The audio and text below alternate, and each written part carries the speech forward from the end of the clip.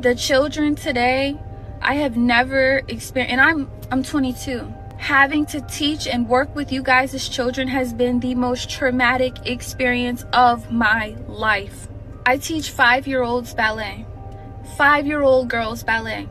I have a class of 10 students. They don't respect any authority.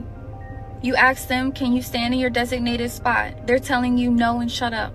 You say, can everybody sit in their spot? I don't want to, I'm not doing that. You don't get to tell me what to do. You're not my mom. You confront the parent. The parent tries to argue with you and fuss at you because you tried to reprimand and redirect their kid. When her mom came to pick her up, I said, hey, your daughter's having a hard time following instructions, and 7 times today I've had to redirect her to just sit in her spot.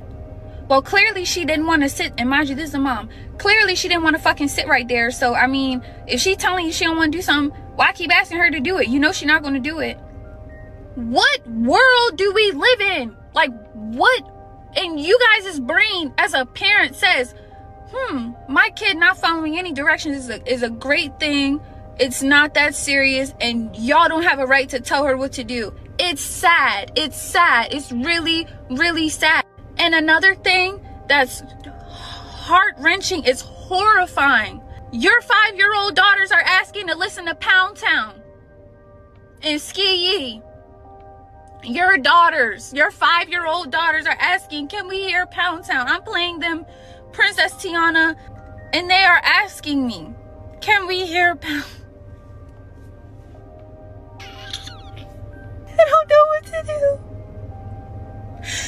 I don't know what to do. And I'm so scared for these little girls today because this is the most insane agenda push I have ever seen. Sad, man. This is really sad, and this is a young woman. This ain't even like an older lady that's so brokenhearted over this. This is a young 22-year-old young woman, young ballet teacher who, you know, is brokenhearted over this because she knows it's not right. I'm sure she remembers what it was like being a young girl and actually being raised the right way, and her mind is blown from what she's seeing with her own students. It's crazy what the music is like now. Songs like Pound Town, I had to look up what that was. That's by an artist named Sexxy, but these little 5-year-old kids are asking to listen to this disgusting, nasty, perverted, twisted, and it's just downright demonic music. I'm out of town, thugging with my round. My booty hole brown. Okay, thank you. My booty hole brown. Thank you. You heard of my booty hole brown. Okay, that's enough. Thank you. My booty hole brown. Okay.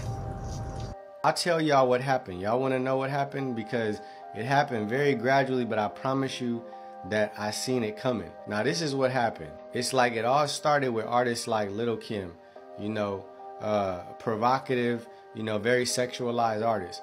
But then it got the next step up to that, or the next step, let's say, of that was artists like Nicki Minaj, and becoming even more, you know, explicit with the visuals and with the music and with the imagery.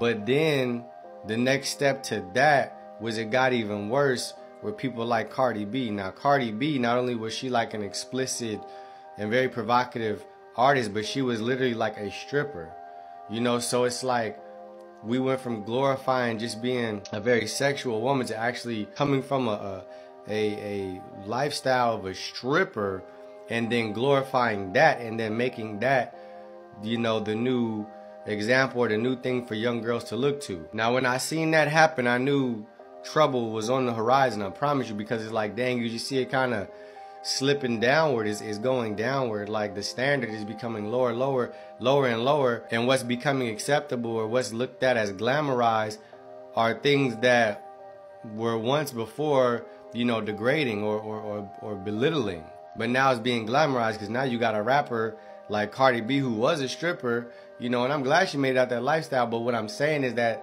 that's not the image that's being painted to young children. The image being painted to young children and the newer generation is, ooh, that's cool to be. It's cool to be a stripper. And that's why you start seeing all of these other artists come around that was kind of shaped and molded around that kind of image. And then the next step down to that is now you got straight up hood rats. Nasty hood rats that's being glamorized and glorified and idolized. Like literally nasty, filthy little hoes. Excuse my language, but that's really what it is. You know, like them, like these women like Sexxy Red, these women like Sukiyana, like before that was like, this is a hood rat. This is a nasty girl that get around, that everybody done had, you know, got a bunch of STDs, and everybody done slept with her, and you just looked at as you know, just nasty. You're a nasty person. But now that it's got so bad that now that the bar has been lowered so low that now that nasty, disgusting lifestyle is now being glamorized and glorified. Like now that's what these young women in this young generation is looking at as cool. It's cool to be a little nasty, filthy little skank and hood rat. And that's what society has accepted as cool. That's what this newer generation has accepted as cool and the standard, to be a hood rat. Y'all understanding what I'm saying? You got these women talking nasty, filthy stuff, talking, glorifying having STDs, you know, glorifying getting pregnant and don't know who the father is. This stuff is terrible, bro. Like the only step beyond this now is literally taking a street hooker and making her a star. Like that's the only step after this, straight up. And that's the music that these little 5-year-old girls are singing. Music from nasty, filthy little skanks that's bragging about having STDs, and these nasty little hood rats that need help, and their music is being glorified to the world. And that's what these little babies are singing, and that's what these parents are allowing to go into the soul of their children. And let me tell you who's really behind it. The enemy, Satan, is really behind it, because he is trying to destroy your children. He's trying to destroy this new generation, and you got parents like this that is helping that happen. Extremely unfortunate, and it is sad, but the enemy is throwing his best shot out there because he knows what time we're in. We're in the end, and this is the signs of that, how bad stuff has gotten. Just look at it, man. Just pay attention to how disgusting stuff is now. You got artists like Ice Spice, people going to her concerts and throwing her, you know, the Bible. And she getting online saying, did somebody really give me a Bible? Why'd they give me a Bible? You know why they gave you a Bible. You need that Bible, that's why. And you need to feel convicted.